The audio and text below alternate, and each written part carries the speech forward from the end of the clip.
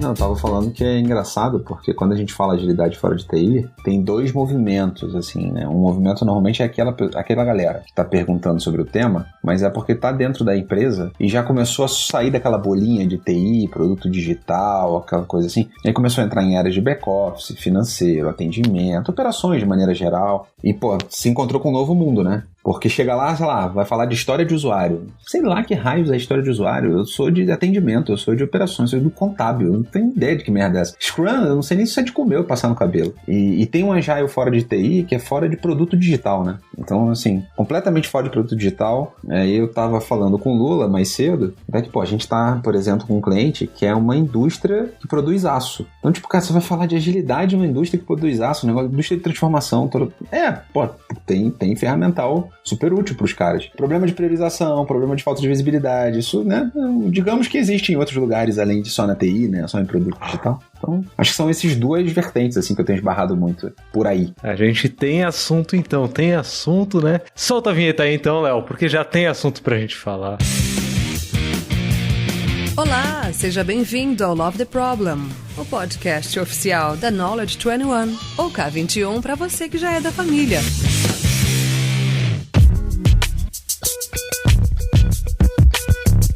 Fala galera, mais um Love the Problem começando aqui. Vocês já ouviram aí no começo, né, que o assunto hoje é brabo. Inclusive é o mais votado do nosso backstage, k21.link/Love the Problem. Esse daqui é o top, tem mais de 40 votos lá no nosso backstage. Foi sugestão lá, ó, em maio, foi sugestão do Cid. Abraço, Sidney Coelho, né? Trabalha com a gente na K21. É suspeito, né, CFC? Mas sugestão dele, a galera votou. O André Mascarenhas também sugeriu a gente falar bastante sobre agilidade fora de TI. E como a galera votou, a gente tá aqui. E pra esse episódio, vocês já ouviram aí quem foi convidado, né? O convidado mais que especial. Eu não acredito que a gente já gravou mais de 40 episódios e ele ainda não esteve aqui. Mas chegou a hora, né? Tema especial, pessoa especial, ele, que é talvez o meu maior mentor na K21, por que não? O resto aí que são mentores também, não fiquem com ciúme, mas é real. Meu primeiro dia da K21 era ele que tava lá, meus primeiros meses era ele que tava ouvindo eu chorando. CFC, não tá dando certo, não tá funcionando. Ele falava, calma, Lula, um passo depois do outro e por aí vai. Essa parte é real, hein, gente? É importante dizer que é real mesmo.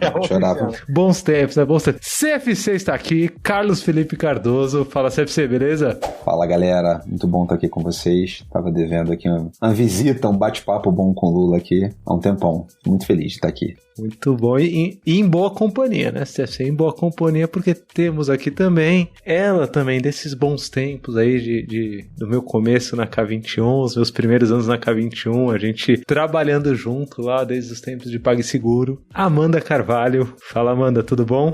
Tudo ótimo. Olá pra todo mundo. Tô extremamente honrada de estar aqui com esses mestres, as pessoas que me guiaram muito no início da trabalho de agilidade, então feliz demais por poder bater esse papo com vocês. Pra quem não conhece a Amanda, tem muita história pra contar, né? Aí já vai quase 4 anos de história pra gente contar, mas a Amanda no processo de crescimento do PagSeguro, ela era responsável pela área de atendimento, né? Que pra fintech, né? Que é o caso do PagSeguro, é quase parte do core business ali, né? Pra marca, pra branding. E eu lembro muito bem, assim, eu andando lá pelo PagSeguro, e aí alguém falou, pô, a Amanda queria falar com você. Eu falei, quem é a Amanda? E aí a pessoa me levou assim, e aí conheci a Amanda, conheci Jojo, conheci um monte de gente que já tava puxando esse movimento de agilidade dentro do atendimento ali do PagSeguro por conta própria, né? E aí aproveitou que a K21 tava por ali também, começou a puxar, aprender e despontou. Hoje a Amanda tá no PicPay, né, Amanda? Você tá como o que lá no PicPay que você tá fazendo lá de bom? Eu sou head do atendimento também lá no PicPay, tô recente e passei pela parte do PagSeguro, que foi uma história incrível. Tive no acesso também, onde deu pra implantar um pouco de agilidade numa startup menor, então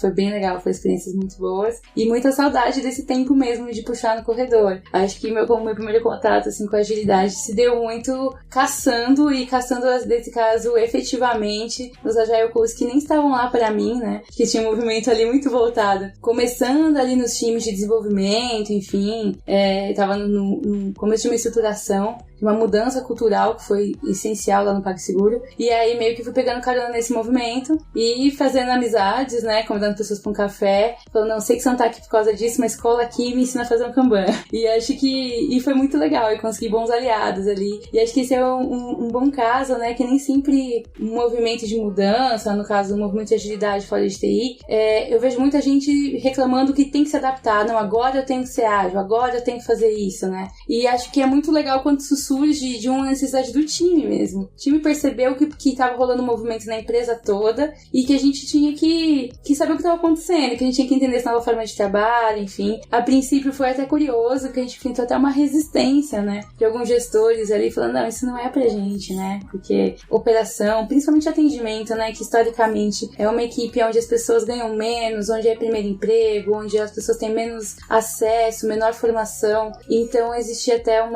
isso há 4 anos atrás, né? Acho que agora já tá um pouco diferente, mas existia até um mito de que não era pra gente. Então eu ouvi bastante de que isso funcionava pra quem ganhava bem, funcionava pra quem tinha um nível de maturidade maior, né? Enfim, e acho que a gente conseguiu fazer um caso lá bem legal, onde a maturidade é parte da construção, né? Então você não tem como você exigir a maturidade para iniciar um processo. Acho que a maturidade foi ganhamos, inclusive, maturidade passando por isso. Então foi um momento bem bom. Já tem, acho que 3 grandes aprendizados aqui. Em menos de 5 minutos de podcast, já tem 3 bons aprendizados aqui. O que o CFC levantou primeiro, logo no comecinho ali, já mostra que o mundo tá mudando, independente de simplesmente áreas de operação, né? Assim, tem as áreas de operação que percebem que a companhia tá mudando, como a Amanda colocou aqui, mas o próprio mundo tá mudando, a própria indústria de aço, né? O CFC trouxe aqui exemplo, ou o próprio serviço de auditoria, né? CFC que a gente já passou, jurídico. Então, o mundo tá mudando e essas áreas, essas empresas, essas organizações que não tem como core business o produto digital em si, mas sim um suporte para o produto digital ou outros tipos de produto, também estão começando a perceber isso. Esse é um primeiro aprendizado, né? Ou seja, a agilidade fora de TI não é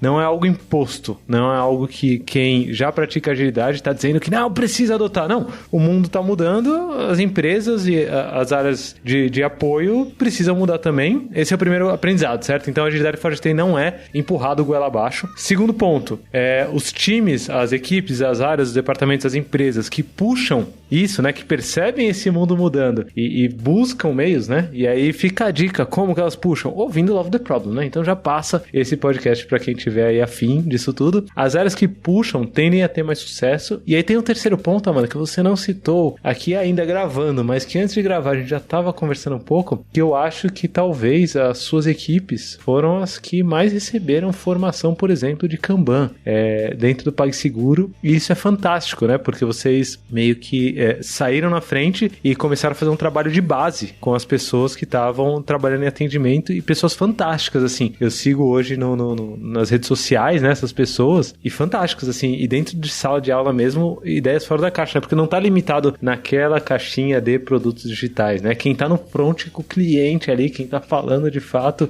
acho que essa é a terceira dica aqui, né, pra quem tá ouvindo, que faça um bom trabalho de base com essas pessoas que não vêm de tecnologia também, porque se a gente entrar no Technicase, você tá até usando aí o termo, se a gente começar a falar sobre histórias de usuário, features e coisas assim que não faz parte do dia a dia da galera, a galera vai simplesmente dropar e vai largar a mão e vai fazer alguma outra coisa, assim, né? E esse trabalho de base, falando a língua das pessoas, a língua do dia a dia delas, acho que é fundamental. Faz sentido se ser as 3 dicas, ou viajei muito, ou você adicionaria mais? Bem prático aqui, né? Você é muito pragmático, a Amanda também é bem prática. Não, uma coisa que eu adorei já, que você falou, a Amanda agora há pouco estava falando sobre maturidade, né? Às vezes primeiro emprego e etc. Essas mesmas pessoas, inclusive, que tiveram resultados incríveis, né? Que eram julgadas às vezes como sendo, mas é primeiro emprego aí, eu tenho pouca experiência, é pouco maduro, deixa pra galera que ganha bem, toma, né? Toma na cara, certo? E principalmente essas pessoas trouxeram resultado. Não é uma discussão sobre se usou a ferramenta A, B ou C. Elas usaram A, B, C, D, mixaram, criaram do zero. Cara,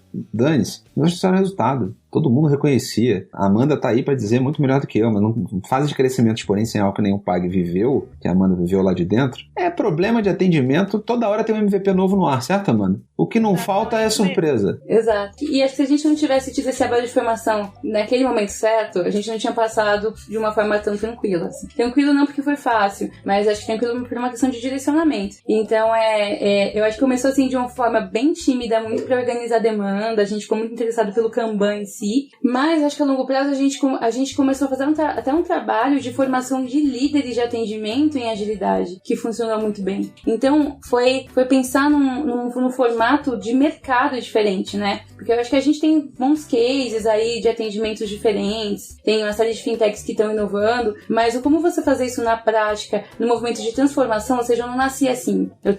Eu tô no modelo tradicional de gestão, no nosso caso a gente tinha aquele modelo call center tradicional, terceirizado, longe. E trazer isso pra dentro foi uma coisa que a agilidade apoiou muito. Então a gente começou a trabalhar com o modelo de MVP até dentro do formato de gestão. Então, vamos separar um time, contratar um grupo pequeno e deixar eles fazerem o que eles quiserem. Isso foi a minha primeira experiência, sabe? Não vai ter script, não vai ter definição. Vamos pegar 20 pessoas aqui e deixa eles atenderem do jeito que eles quiserem. Esse é o pequeno, em 20 pessoas. Olha lá, atenção que vai ser o pequeno. Era pequeno, o nosso contexto lá era pequeno. E aí, foi muito baseado no que a gente tinha aprendido, que a gente foi entendendo assim, olha, não, tem que ter alguma restrição aqui, como é que a gente vai colaborar, como é que a gente coloca, traduz cerimônias que existia no modelo dos times de TI para esse time que é online, que ele não pode ficar parado, né, que a gente tem uma disponibilidade para o cliente para garantir, então a natureza do que se faz é diferente, não é projeto, né, a gente é dia a dia. Então acho que teve todas essas experimentações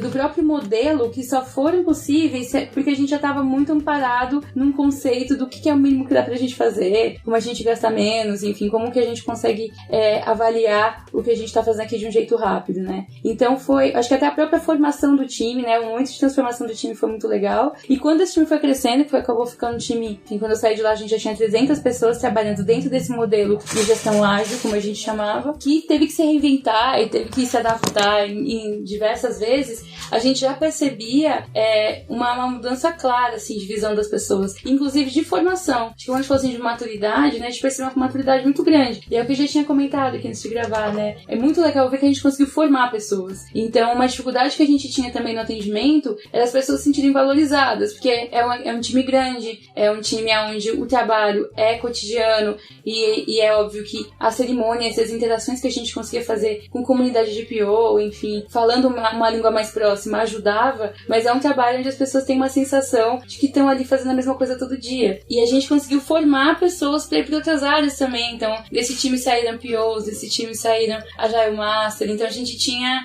um trabalho bem legal aí de conseguir acho que trabalhar nessa formação desse grupo. Primeiro emprego pensante ali, o primeiro emprego daquela categoria. Acho que o maior resultado, né, se deu principalmente pela valorização das pessoas, para elas sentirem parte do que elas estavam construindo. Então, acho que aí foi o grande segredo. Você sabe que eu tô pensando, desde que a gente marcou essa gravação aqui, eu tô pensando no nome do podcast, né?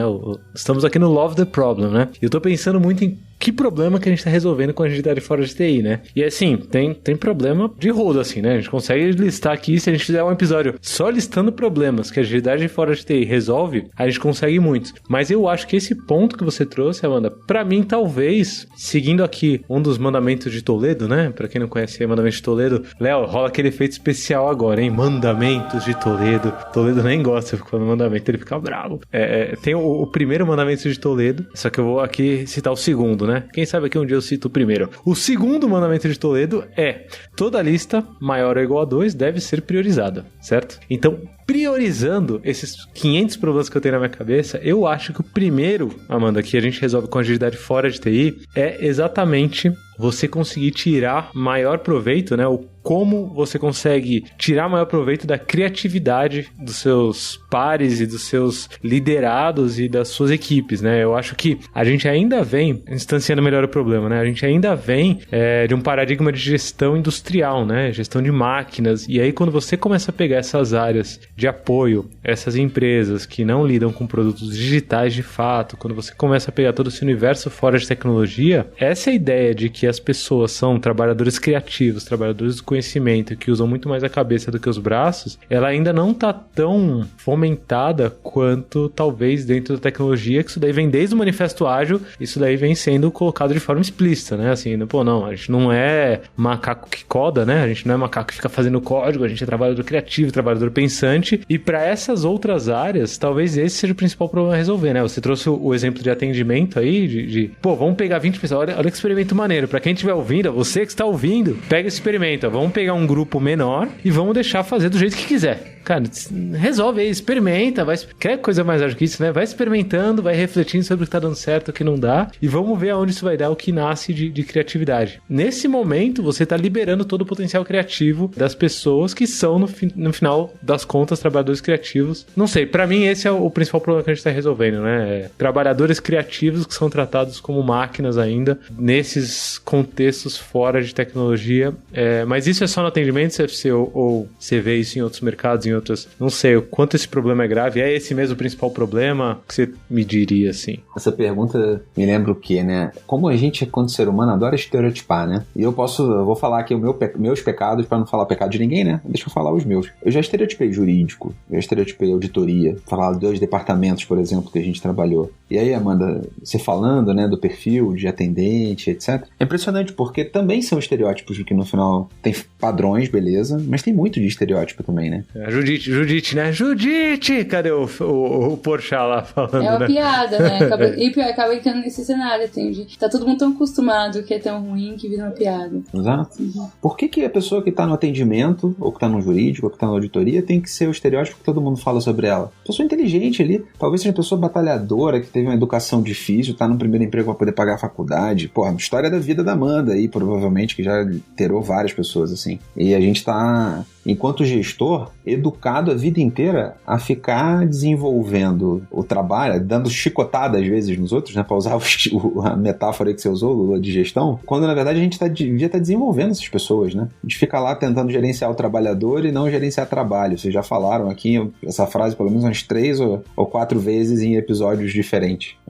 Que merda, né? Porque enquanto líder, que coisa bosta. Acontece a mesma coisa no jurídico, eu vivi isso. Pessoas super frustradas porque estavam sendo tratadas como peão. E, cara, no caso do jurídico, ainda fizeram faculdade, tinha uma OAB. Difícil emprego, certo? Porque muita gente faz direito pensando no concurso público e descobre que, peraí, não é bem assim, eu preciso agora trabalhar. E aí uma função de advogado, várias vezes desvalorizada do ponto de vista salarial também. Ó, que louco, né? Aí você pega o estereótipo de, no final do dia, teve uma empresa que a gente trabalhou, acho que o Lula participou, inclusive, mais de 20 mil processos no litigioso. Eram 5, 6 advogados para 20 mil processos. Cara, pensa na vida dessas pessoas, certo? O inferno eu acho que seria tipo as férias deles, porque é muito trabalho. É todo dia a gestão de quem grita mais alto. No caso é o juiz, né? Que talvez esteja gritando, o procurador que tá batendo na porta, sei lá.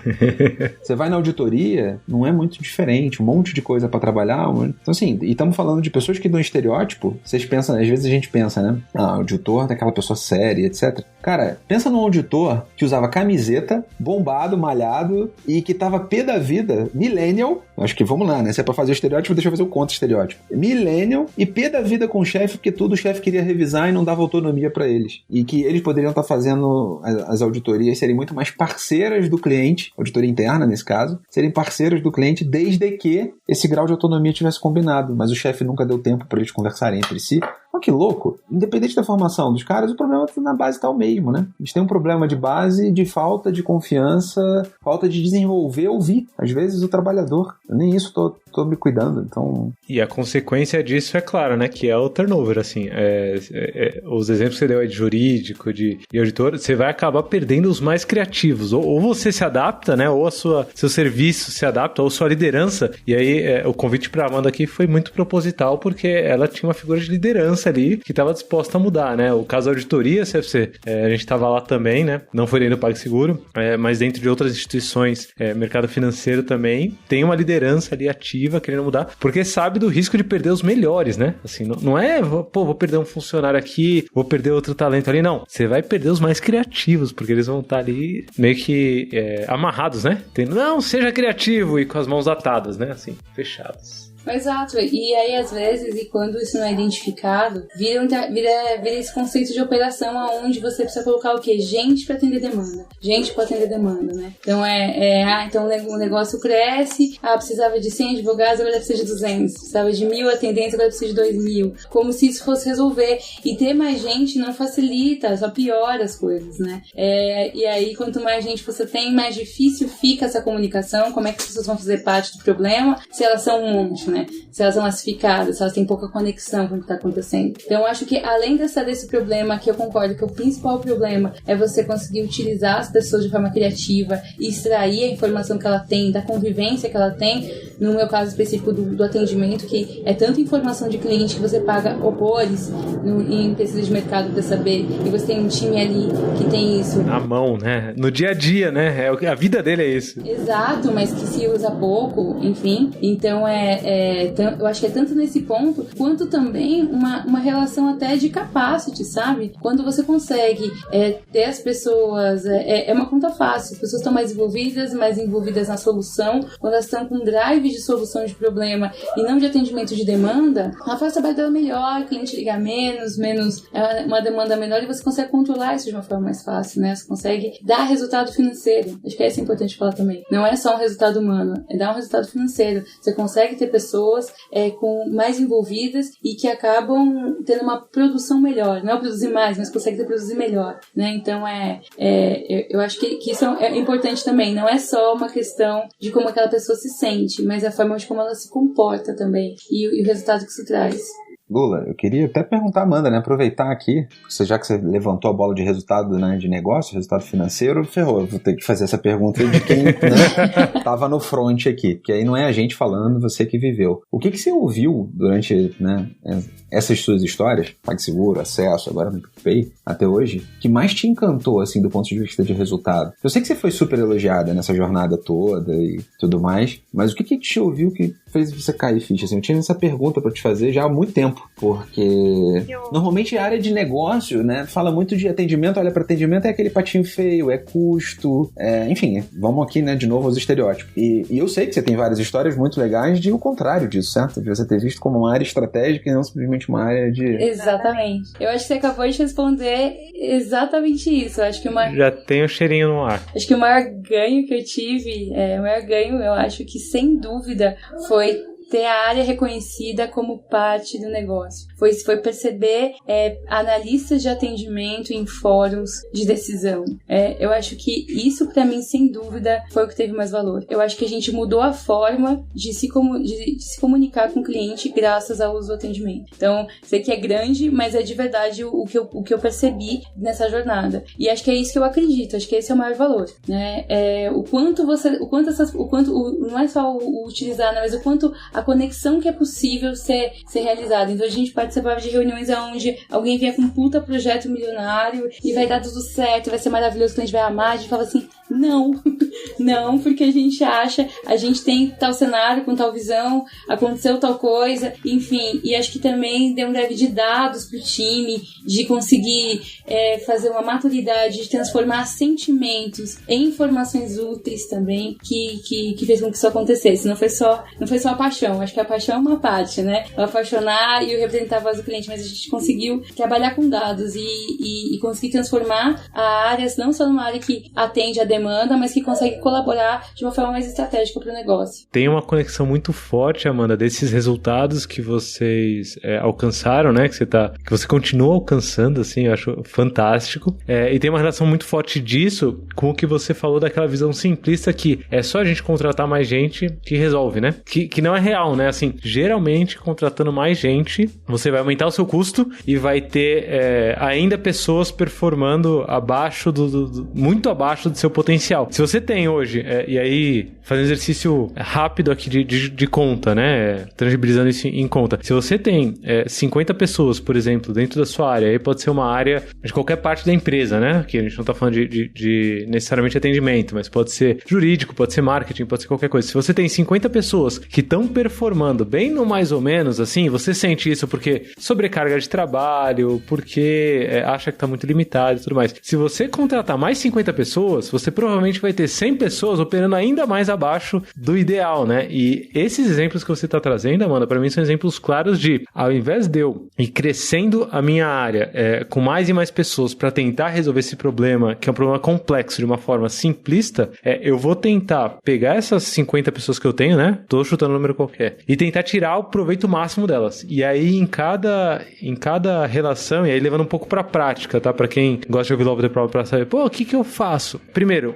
dar espaço, né? Acho que essa dica que a Amanda deu foi fantástica. Conseguir dar espaço pra experimentar, pra criar e por aí vai. Espaço aqui, inclusive, é voz, né, Lu? As pessoas têm voz. Olha que coisa legal, né? As pessoas podem falar, ó. É isso, né? Fazer uma pergunta, né, pra ela. O que você ouviu? O que tá rolando? Qual que é o tipo de coisa que mais rola no seu dia a dia? O que você mais tá ouvindo do cliente? E ouve, né, CFC? Só ouve, assim. E tem uma segunda dica que você deu agora, Amanda, que eu achei fantástica pra quem tá ouvindo aí e estiver pensando, putz, mas quais eram as práticas que a galera fazia? Tem uma dica aqui implícita nesses cursos da Amanda, que é a conexão com outras partes estratégicas da organização, né? É muito fácil essas áreas ou essas organizações que não tem como fim a elaboração de produtos digitais de fato, né? Que tem muito mais a ideia de suportar toda essa operação ou fornecer serviços que não sejam a tecnologia em si. É muito fácil essa galera virar só um tirador de pedido, né? Assim, demanda, eles pegam lá o ticket, pegam lá o pedido e fazem. Esse exemplo que você deu agora, Amanda, pra mim é uma conexão muito, muito forte com o resto da organização, que tem a ver com o Davos que o CFC falou, né? Que vai ter um fórum lá da galera discutindo o que vai ser criado de serviço novo, dá voz, né? Ou se você faz parte de uma dessas áreas, vai lá e começa a falar o que você vê no dia a dia, o que você recebe, né? O CFC deu o exemplo do jurídico aí, se você vai desenvolver uma nova funcionalidades, você faz ideia de qual que é a funcionalidade que mais gera um passivo pra gente lá na justiça, né? Qual que é o item que a gente faz que mais gera reclamação lá no atendimento? Qual que é o item que a gente faz campanha e não vende? O clássico problema, né? De marketing bota no ar para atendimento, depois tem que consertar a merda que entrou no ar, não é isso? É isso. Eu ofereço o serviço R$ 9,90, só que ninguém leu a letra em fonte Arial 5 no canto direito da página, né? Que era só por um mês. E o jurídico tem que ir lá na frente do juiz defender, né? Pra não receber a multa gigante por causa dessa letrinha, né? E acho que você falou uma coisa muito legal, Lula, que é sobre o dica da prática, né? Que a prática é muito mais simples, na verdade, entendeu? É muito mais de conseguir estabelecer conexão real. Porque eu já vi os dois cenários, né? Acho que eu vi um cenário que a gente tinha lá no PAG que era de desconexão, então onde a gente onde áreas totalmente separadas, e aí eu falo do atendimento, onde tinha 8 áreas funcionais que ao longo do tempo foram se aproximando, então o financeiro não conversava, não tinha visão do que acontecia, enfim, e ao longo do tempo foi se aproximando, mas a gente também tem casos em empresas que querem fazer uma conexão, e aí falam, não, vamos construir uma ponte, vamos ter um time aqui que vai integrar esse lado com esse lado, e aí de repente a ponte vai ficando muito longa, a ponte engarrafa, a ponte tem problema, a ponte cai, entendeu? A ponte reconstrói. Voltei a morar em Niterói, Ponte Rio-Niterói era meu dia a dia, tô me sentindo em casa aqui nesse discurso. Né? Discurso da ponte, né? Então acho que também tem, eu acho que um pouco essa preocupação que às vezes você precisa ter menos, na verdade, entendeu? Não é ter mais, né? Menos pessoas e conseguir estabelecer, permitir a conexão, acho que permitir que as pessoas se falem, ou criar, ou favorecer ambientes onde as pessoas conversem. Acho que isso resolve muita coisa e daí sai muita ideia do que funciona, né? Porque às vezes também o tentar estabelecer um modelo aonde, não, aqui eu tenho um grupo de pessoas envolvidas, esse grupo de pessoas envolvidas vai levar a informação para outro grupo de pessoas, também é ruim, você acaba deixando tudo muito complexo, e aí criam áreas onde a função dela é um leve trás que não flui também. Então acho que é também ter essa mentalidade do tentar ser mais simples, entendeu? Tentar fazer menos, na verdade. Menos barreira, menos impedimento e deixar que as pessoas construam os seus caminhos, entendeu? Porque elas têm essa capacidade, né? Como você falou, as pessoas falam, as pessoas pensam e elas têm a capacidade de construir o caminho delas também, se você deixar, se você abrir a oportunidade.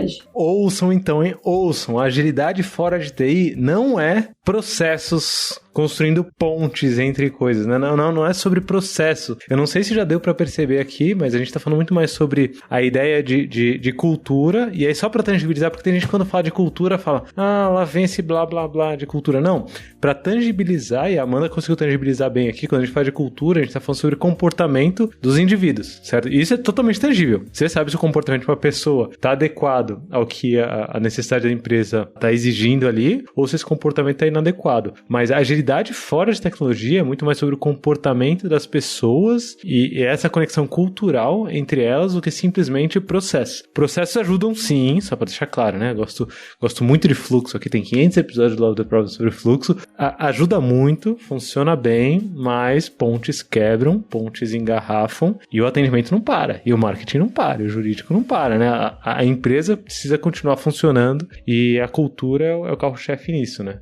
É isso, muito legal. Acho que você sintetizou super bem. Que é sobre cultura e é sobre uma cultura que é construída no dia a dia também, né? Então acho que a cultura não é a caixinha. Vocês já falaram muito isso aqui nesses episódios também, sobre não é a caixinha que você vai lá, você instala e tira, mas ela envolve sim um compromisso, né? E eu acho que para quem é gestor também envolve um compromisso constante de revisar sempre o que você faz e de revisar se a forma como a demanda chega, a forma como você fala com o seu time, até as reuniões que você escolhe participar e como você escolhe tocar, define muito a cultura das pessoas. E aí, no meu caso, tem grandes times, né? Então acaba tendo que ir quebrando e muitos cenários, tudo impacta. Então impacta muito sim a forma como você leva. Eu vou dar um exemplo aqui, a gente colocou o OKR e nosso primeiro exercício de OKR foi super fracassado, porque as pessoas entenderam, agora a gente tem uma meta e isso foi se deturpando, porque eram muitos times, aí tinha coordenadores, supervisores, e a gente foi percebendo que até isso impactava. Pra gente tava muito claro, mas pra quem tava na ponta não tava. Então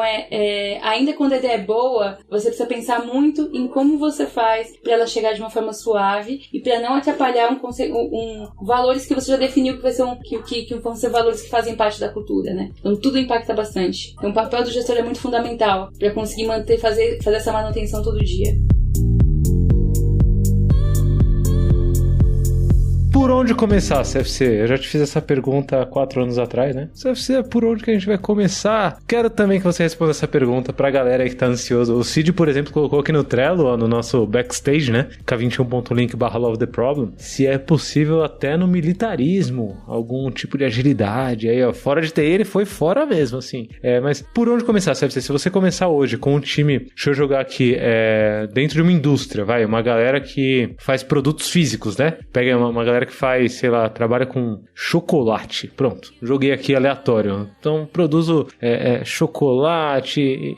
Quem sabe, né? Quem sabe. Por onde começar, CFC? Primeiros passos que você daria aí como um bom consultor, né? Então, acho que foi excelente que a Amanda, agora há pouco, tava com isso na cabeça e aí foi boa a sua pergunta, porque conecta. A Amanda falou sobre dados, agora há pouco, sobre métricas, sobre a gente ter indicadores, etc. Cara, a gente não tá usando agilidade porque é legal, é barato, é a moda da vez, etc. Esse é um meio, né? É um meio para tornar a vida das pessoas melhor, é um meio para gerar mais resultado, é um meio para, no final das contas, sustentabilidade, que agora tá tão na moda, né? Eu tenho usado essa analogia de vez em quando. Cara, vai ser mais sustentável para todo mundo. Do ponto de vista psicológico, do ponto de vista de resultado de negócio, do ponto de vista de diversidade, porque quando a gente tá falando de multidisciplinaridade, diversidade tá super, né, conectado aqui. Então, eu acho que... Quais são os principais problemas que sua organização tá tendo hoje? É desconexão, por exemplo, entre áreas? Vamos pegar aqui, seja atendimento, seja chocolate, como você falou, produção de chocolate. Quais são os problemas que eu tenho? A gente já colocou isso em números, porque, cara, toda lista maior ou igual a 2 precisa ser priorizada, não é isso? Então, porra, como é que eu faço para priorizar essas coisas e ter um custo-benefício, entender quais são os principais problemas? E aí eu vou desmontando os hipopótamos, né? Tem uma sigla, o RIPO em inglês, é o Highest Paid Person Opinion, a opinião da pessoa mais bem paga da sala. Tava lá no Instagram do Love the Problem esses dias aí, como lidar com RIP e tal. Se você não segue o Love the Problem no Instagram, segue lá, porque tem lá como lidar com RIPos, né? Cara, a quantidade de hipopótamo que a gente esbarra no dia a dia, né? E aí você quer começar a colocar na sua empresa, priorizar pelos principais problemas e ter esses dados, vai ser uma puta de uma alavanca pra gente começar a ter as discussões que precisa ter. Acho que adorei, Amanda, o exemplo que você trouxe de analistas do seu time. E, porra, a Amanda é praticamente abriu uma escola de formação de pessoas. Um monte de gente hoje aí em papel de gerência, coordenação formada por ela. Ela foi uma mentora de muita gente. Galera de produtos, né? Galera de produtos, quem tá aí na pegada de produtos, ó, aproveita o que você já faz hoje, né? Exato. E por que isso deu tão certo? Por que eu acho que ela virou essa escola no final das contas? Porque ela ensinou as pessoas a questionarem olhando pros números. Foi mal, Amanda, aqui, mas eu acho que você virou uma excelente assassina de hipopótamos aqui, corporativo. Só pra não dizer que são hipopótamos, né? Tipo... Eu acho que é pouco isso mesmo, né? Eu acho que esses hipopótamos você tem que enfrentar sempre, né? Então ninguém...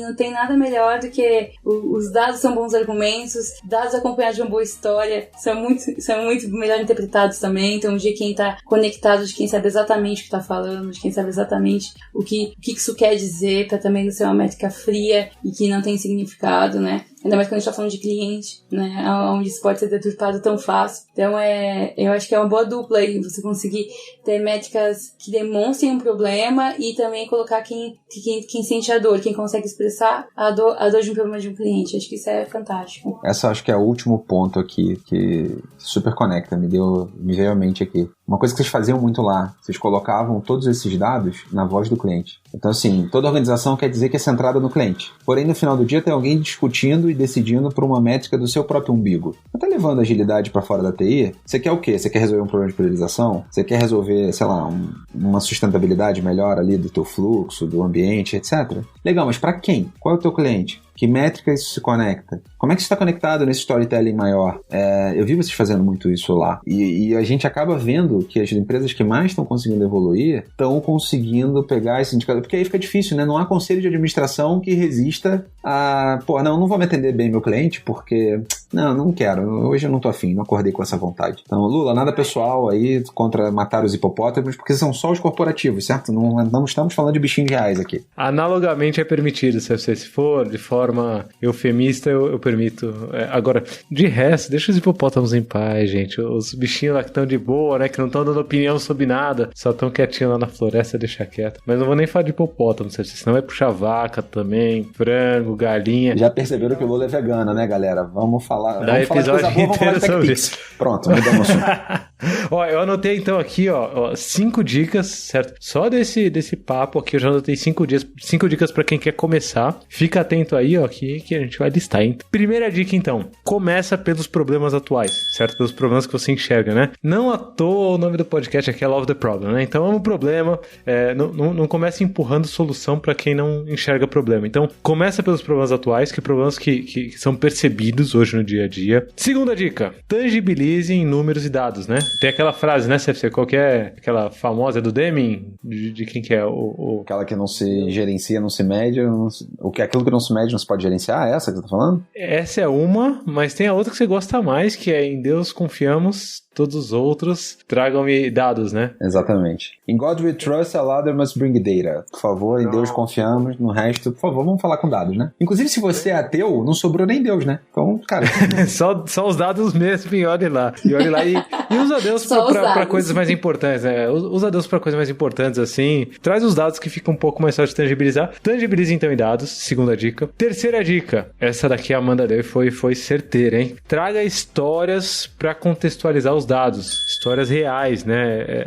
Você tá com uma frase ultimamente também que tem me tocado muito, que é domínio da narrativa, né? Qual que é a história que você tá contando, qual que é a narrativa que você tá trazendo, porque trazer o dado frio, como a Amanda falou, também não vai ajudar muito, não vai ajudar a mexer muitas alavancas. Então traga histórias reais para contextualizar esses dados. Quarta dica, discuta com base no cliente e não no seu próprio umbigo, certo? Então as discussões, começa a focar, qualquer discussão que você tenha, com base no cliente. Eu me lembro muito bem de toda a equipe da Amanda fazendo isso muito, muito bem. Qualquer dado que a gente fosse discutir, qualquer história que a gente fosse discutir, qualquer caso, qualquer nova funcionalidade, as histórias que vinham eram sempre histórias do cliente, né? Não era coisa do meu umbigo, coisa da minha área. É o cliente. Mesmo porque era de atendimento, gente. Se você trabalha numa empresa e nunca trocou ideia com alguém de atendimento, sério, já esquece essas dicas aqui, vai lá trocar ideia, depois você volta e coloca elas em ação, certo? Porque atendimento é quem tá em contato, né? E aí, se você falar de marketing, Marketing também é quem está em contato com o cliente, né? Se você for falar dessas áreas que estão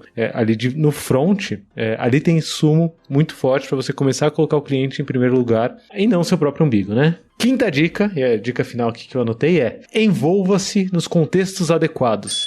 Acho que a Amanda deu essa dica muito, muito certeira. E essa vale desde a liderança, né? A Amanda falou que eu não consigo estar em reunião de 300 pessoas ao mesmo tempo, né? Eu não consigo estar em todas as reuniões. Então, quais são os contextos adequados para você, enquanto uma figura de liderança, se envolver? Ou quais são os contextos adequados para a sua equipe estar envolvida e que vai fazer diferença para o negócio de fato, né? Então, a Amanda trouxe um exemplo aqui que gostei muito, que é decisões sobre novos projetos que vão sair, né? Decisões sobre novas implementações, sobre novos serviços. Você é a pessoa, talvez, fora da caverna ali, né? Tá todo mundo muito empolgado com a coisa nova e você traz um pouco da vida real, né?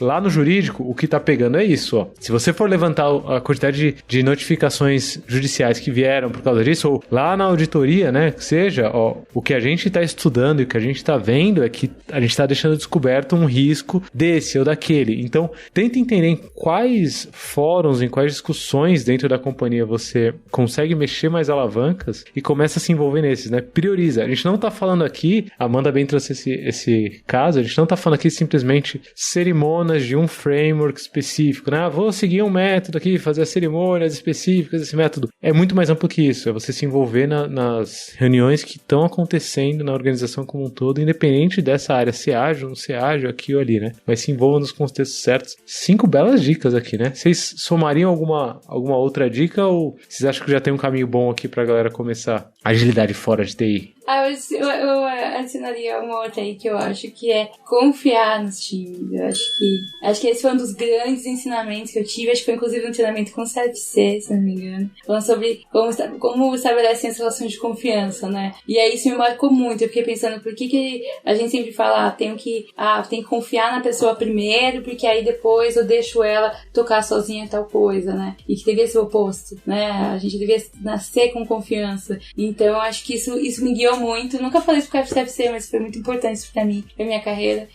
Mudou muito me deu um insight, assim, sabe? E eu acredito de verdade que a gente tem que confiar nos times. E aí algumas coisas vão dar errado, tem gente que não vai se adaptar ao modelo, vai acontecer e tá tudo bem. E a gente supera. Tem uma coisa, Amanda, que eu adoro falar nesse aspecto. É engraçado, né? Porque em algum momento da nossa vida a gente virou líder. Seja, sei lá, que momento foi esse, há quantos anos isso aconteceu. É engraçado porque muita gente acha que liderar é só pra baixo, né? E é exatamente isso, do princípio da desconfiança. Liderar é como se eu tivesse que desconfiar de todo mundo e ficar dando chicotada nos outros. Pelo amor de Deus. E inclusive a segunda parte da história que as pessoas esquecem. E a parte de liderar pro lado e pra cima? Porque é aí que você pode fazer a diferença, né? Em teoria você é mais maduro, você virou líder por esse motivo. E a gente fica numa de, na verdade, só liderar pra baixo e chicotear o peão. Boa sorte pra evoluir a carreira de alguém, né? Inclusive, aí eu acho que é até uma coisa... Como a gente gosta de ser provocativo, né? Então vamos ser aqui também, pra quem tá ouvindo. A quantidade de pessoas que estão presas na cadeira que elas estão hoje, porque elas só estão liderando pra baixo, é incrível. Elas estão o quê? Liderando,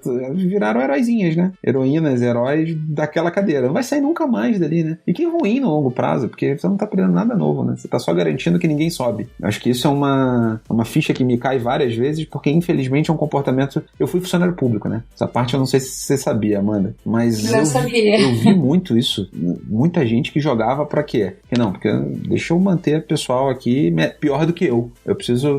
Que coisa insana. Isso é surreal. E infelizmente isso não era só uma coisa de funcionarismo público. Você vê muita empresa privada, né? Esse tipo de comportamento assim. E é surreal. E até em pares, assim, também, eu acho, assim. Sempre esperar o pior, sabe? Não vou garantir aqui porque o fulano do lado não vai fazer. Então, eu acho que também acho que o papel é tanto pro líder, né? Tendo um time, quanto pra quem tá do seu lado, sabe? Então, confiar também, entender que as pessoas estão ali no mesmo objetivo, que as pessoas saíram de casa com o mesmo objetivo. E às vezes tem alguma prática, alguma coisa que você não concorda, é nosso papel também. Não só como líder, como pai, levar isso adiante, sabe? Abre os olhos das pessoas, entendeu? Acho que isso muda muito também. Pelo menos a gente vai ver a cultura materializada não, né? Que aí nessas horas a gente vai poder ter discussões sadias sobre cultura. Não aquele adesivo na parede maravilhoso que não serve pra nada. Muitas vezes. Exato. Muito bom, adorei. Essa provocativa também, adorei. Acho que é melhor parar, né, Lula? Porra. Não. O Lula não vai me convidar mais, assim. Hoje em dia nem o adesivo mais serve, você que tá todo mundo remoto, então nem lendo adesivo a galera nem tá pra falar. Nem isso. Exatamente. Mas tem também. Não, assim como tem gente que coloca um Kanban, faz um Kanban bonitão ali de post-it pra falar, estou dentro, né? Então ali tem todo um Kanban que ninguém mexe, né? Você percebe que tá tudo muito bem alinhado, os post-its estão todos alinhados, então com certeza não tem gente mexendo. Então acontece também.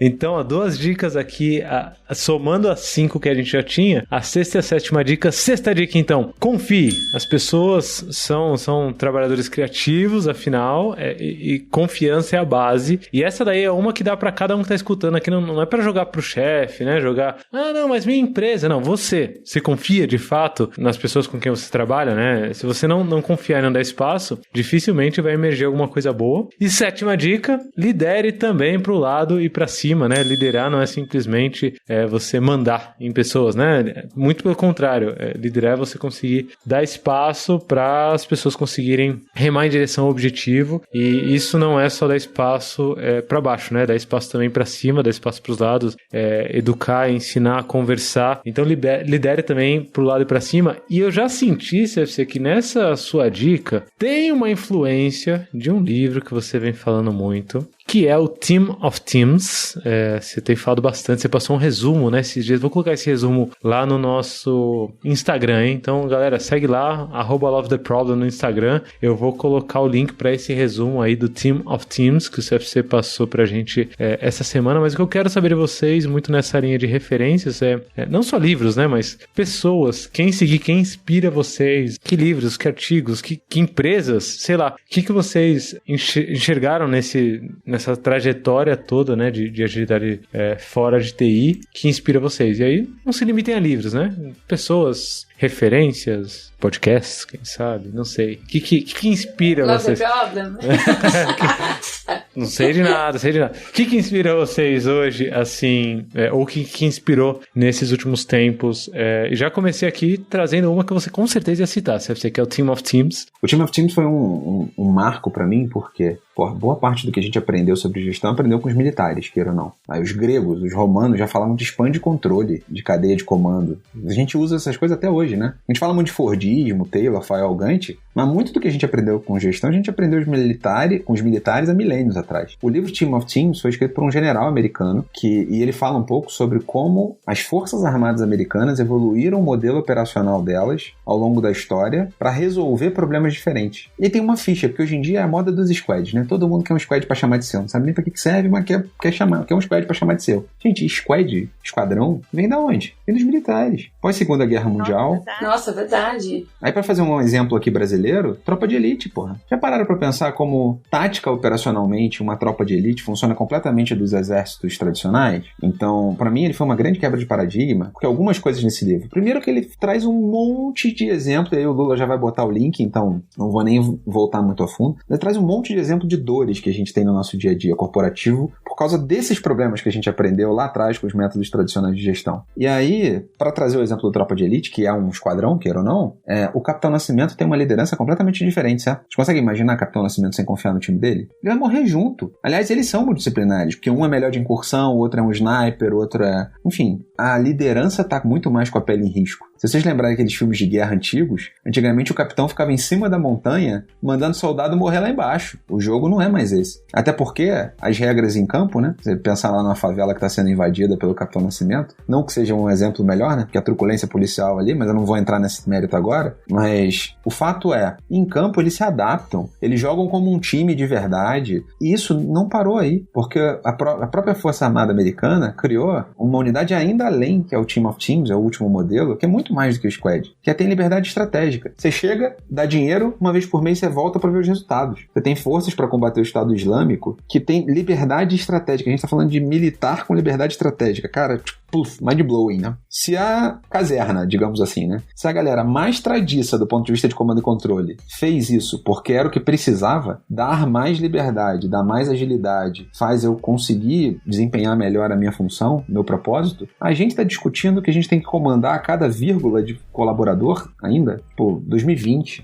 Então, pra mim foi um livro excepcional. E aí, pra trazer um segundo antes, Amanda, desculpa, eu falo pra caramba, mas essa semana morreu um cara que foi o criador das Apples, o Tony. Eu não vou nem me arriscar a falar sobre o nome dele, que é um sobrenome difícil. Mas esse cara me ensinou muito sobre foco no cliente, né? Satisfação Garantida, o livro dele em português. para tradução. E para mim também foi um marco. Então, um sobre gestão e o outro sobre olhar no cliente, né? Então, pronto. Cara, é muito incrível. Não, eu ia citar exatamente o Satisfação Garantida, que eu acho que é uma referência até de como você deixa o time livre para satisfazer o seu cliente. Acho que tem muito do que a gente falou aqui sobre como você deixa as pessoas conversarem com pessoas, entendeu? Acho que esse é o princípio das Apples, né? É uma pessoa ali atendendo, então ele vai fazer o que der pra ele fazer ali pra satisfazer. Acho que isso envolve empoderar as pessoas, envolve confiança, envolve restrições claras, mas não regras de funcionamento, usar a criatividade das pessoas. Eu acho que a gente tem também outras referências brasileiras aqui. Acho que o Nubank com atendimento começou muito com essa pegada também. Já vou deixar o meu atendente lá escolher qual é o brinde que ele vai mandar pro cara. Hoje cresceu, já tá na outra dinâmica, mas acho que se fez muito nome por ações desse tipo, né? Muito baseado no que aconteceu nas Apples. Então é uma referência pra mim também. Acho que é uma boa referência. E aqui falando de colegas, né? Acho que tem este canal é ótimo. Acho que consigo ter muitos insights aqui também. Então, obrigada aí pelo que vocês compartilham. Referente. E vou falar também outra referência pra mim, que é minha esposa, Marina Zapparoli, que é maravilhosa. Também é uma referência pra mim. E todo dia me ensina alguma coisa aqui. Inclusive, vocês mencionaram sobre onde dá pra aplicar agilidade. E eu acho mesmo que dá pra aplicar em qualquer ambiente, porque a minha casa é uma referência sobre isso. Até surgiu desse tema aí, agilidade na gestão de crianças. Que eu acho que ia ser um bom tema pra cá. Sensacional, sensacional. Já vou colocar lá no nosso backstage, k21.link/Love the Problem, porque tem muitas mães e pais aqui que vieram e já estão começando a criar essa nova geração com uma cultura diferenciada, né? Assim, dois exemplos rápidos que me veio à cabeça, o Thiago Silva e a Samira, que gravaram episódios sobre primeiros passos com fluxo aqui. Os dois mencionaram os filhos, assim, nisso, e eu tava segurando aqui pra referenciar a Mari, né, Amanda? Como não, né, assim, e que família, né? Que família, assim, já nascendo com agilidade na veia desde o começo, assim, e com a cultura, né? E que família mesmo, né? Que são 3 filhos, então assim... São 3? São 3 lindinhos, exato. Então, se a gente não usasse aqui uns recursos ágeis pra conseguir, tanto de tarefa, quanto de pegar feedback, quanto tomar decisão, a gente tinha enlouquecido. Então, comunicação, um tema aí, exato. Comunicação, sensacional, sensacional. Eu ia deixar uma referência aqui pra somar as de vocês. Eu sou suspeito pra deixar essa referência, né? Mas eu acho que tudo que a gente falou aqui tem muito a ver com a evolução de consciência das pessoas e das organizações. E eu tô tentando investigar mais isso e descobrir mais sobre isso. E aí, essa referência que eu vou deixar é um livro. Você já tá cansado de ouvir eu falar dele.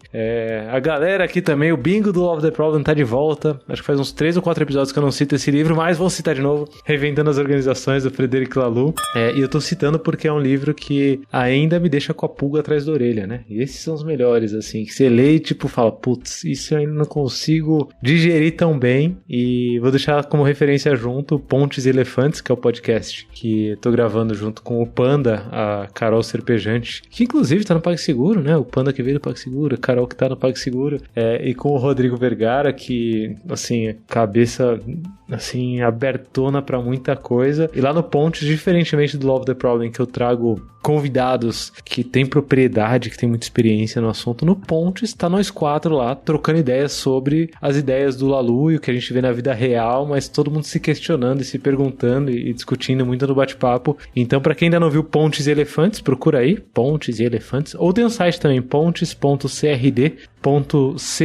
e aí você consegue ver lá, ouvir os episódios do Pontes. Mas me intriga, e tem muita conexão com o Team of Teams, né? Se for o Team of Teams, com as pontes que a Amanda falou aqui, como não, né? As pontes engarrafadas. Que se os elefantes passarem podem quebrar, se os elefantes param no meio podem engarrafar, por que não? E com satisfação garantida também, né? A gente faz o propósito evolutivo, o cliente na frente e tudo mais. Então eu vou deixar essa recomendação, mas já digo, eu sou suspeito, tá? Tô jogando aqui, mas eu gravo também podcast. A K21 patrocina o podcast também, né? Então somos suspeitos também. Mas a galera tem elogiado bastante, assim. E vou deixar uma sugestão de um podcast também, Amanda, já que você puxou a referência da Mari Zapparoli, que é querida por muitas pessoas, vou deixar o podcast Agile Girls. Já citei aqui em alguns outros episódios, mas um dos primeiros episódios é com a Mari, fantástico, assim, e várias outras mulheres muito boas, falando sobre assuntos essenciais, assim, falando sobre diversidade. Fica aqui, Agile Girls, ouçam aí o podcast. Beijo pra Thaís. E vou deixar também um abraço, CFC, por que não, pro Fernando e pro Renato. Falamos de auditoria aqui, né? Ó. É bom que não cita sobrenome, que aí não fere NDA nem nada, né? Mas falou sobre auditor de camisa apertada, né? Musculoso assim. O Fernando merece um abraço. Abraço, Fernando, se estiver ouvindo. Renato também, né? Liderança forte aí dentro desse processo todo. E uma liderança que quebrou, assim como a Amanda, quebrando um monte de estereótipo, um monte de paradigma dentro de uma área em que todo mundo queria fazer melhor. Tava faltando só um pouquinho de como e de liderança para quebrar alguns desses estereótipos, né? Então, muito bom, muito bom. Sensacional. Um abraço pro Renato e pra toda a equipe, né? Pra todo mundo lá. Vocês querem deixar algum recado final? Alguma coisa pra... Eu sempre falo que é pra eternizar no Love the Problem, né? Porque talvez as pessoas estejam ouvindo isso em 2035, né? E eu não sei, assim, não sei quanto tempo vai ficar no ar. Então vocês querem deixar algum recado? Nem que seja pra vocês mesmos daqui 20 anos, quem sabe? Algum recado pro mundo aí? Gente, não, acho que só super grata aí pelos contatos e pela história que vocês ajudaram a construir. Então, tô feliz demais de poder participar aqui. Acho que o recado gente, confie nas pessoas. As pessoas são bem intencionadas, em sua maioria. As pessoas têm grande potencial quando a gente dá oportunidade. As pessoas constroem coisas incríveis quando elas têm a oportunidade de fazer isso. Amém. Sensacional, sensacional. Uma salva de palmas para a Amanda. Muito bom. Bom, CFC, palavras finais nesse episódio, né? Vocês sabem que vocês voltam, né? Só questão de tempo. Nesse episódio, CFC, palavras finais. Cara, acho que a gente falou sobre alguns aspectos aqui de liderança, de mudança. Muita gente que tá falando sobre agilidade fora de TI, no fundo tá vivendo a dor porque é um líder na empresa, seja gerente, esquece o cargo aqui, certo? É uma forma de liderança. Pode ser agente de mudança, chame-se de Agile Coach, SM, etc. Tá falando sobre agile fora de TI, né? Agilidade fora de TI. Cuidado, né? Acho que vamos... Primeiro, não ficar amarrado nas soluções fantasiosas, mágicas, etc. E segundo, lembra que você também está num processo de evolução, né? A gente não está pronto, a gente não está totalmente... A gente vai aprender ao longo do caminho. E tudo bem, faz parte desse processo aqui, esse aprendizado. Cuidado para não ficar tentando botar mais pressão do que a tua empresa tá, ou do que você está preparado para. Então, várias das histórias que a gente vê, no case tudo é bonito. O problema é que no case, várias vezes, não aparece todas as porradas que a gente levou ao longo do caminho, certo? Então, assim, ao mesmo tempo, mas aqui na empresa é difícil, etc, não dá mais. Bicho, não entra nessa, porque senão você já perdeu completamente a sua capacidade de liderar qualquer mudança, né? Então, entende o seu cenário, respeita teu tempo, busca aprender e vai, mas vai olhando para os resultados. E aos pouquinhos a gente está respeitando as pessoas e aprendendo ao longo dessa jornada. No mínimo vai ser divertido, certo? Porque você está fazendo alguma coisa diferente. Divirta-se. Acho que é isso. Sensacional. Uma salva de palmas pro CFC, por que não? Por que não? Muito bom, muito bom. Eu vou deixar aqui um recado que é bem simples aqui, ó. Muito baseado aqui nos recados finais de vocês. Ouçam o episódio 12, Autonomia do Love the Problem. Volta lá. Se você já escutou, ouve de novo, porque tem muito a ver com todas as mensagens desse episódio aqui. Gravei com o senhor Avelar Leão, né? É muito bom que fala senhor Avelar Leão, imagina um senhor de 80 anos, né? É o senhor Avelar Leão, gravei aqui, sábio. Ele que botou o nome no WhatsApp assim, então... WhatsApp, senhor Avelar Leão. Mas é um sábio, né? Tem 80 anos de sabedoria, pelo menos, se não de idade. Então, episódio 12, Autonomia aqui do Love the Problem. E sigam o Love the Problem no Instagram. Um abraço, galera. Até o próximo episódio.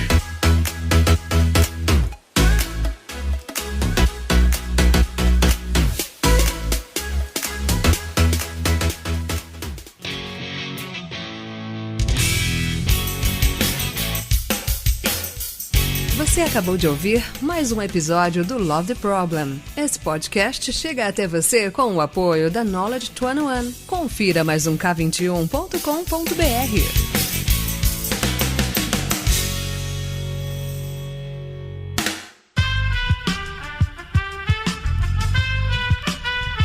Esse podcast foi editado por Aerolitos Edição Inteligente.